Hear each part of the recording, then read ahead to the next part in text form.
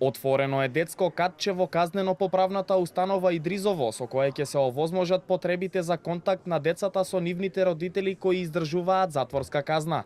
Проектот е реализиран во соработка со Советот на Европа. Голем дел од засегнатите деца се соочуваат со емоционални потешкотии, како резултат на нивните посети на затворите, каде нивниот родител издржува казна затвор. Затоа, оваа мала по вредност, но голема по значење мерка, се надеваме дека ќе ги направи посетите на најмладите колку што е можно попријатни и побезболни.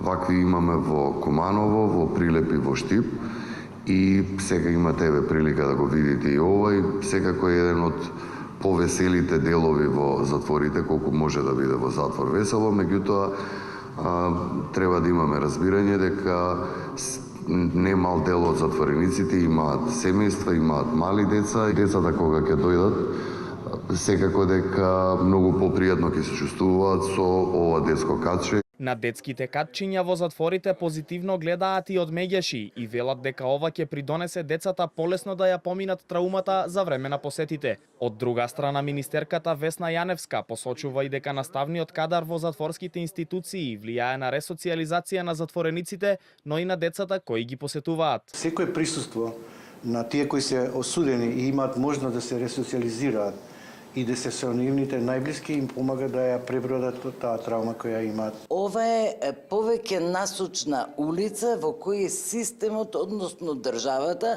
заедно со многу други чинители, не само со Министерството за образование и наука, помага и во ресоциализацијата, но и на надминување на тешкотиите на тие семејства. Јаневска на конференцијата за мировно образование изјави дека Министерството за образование и наука е вклучено и во процесот на образование во затворските установи. Како што рече Државното училиште Макаренко, од оваа година спроведува настава во казнените и воспитно-образовните домови, зависно од потребите на затворениците.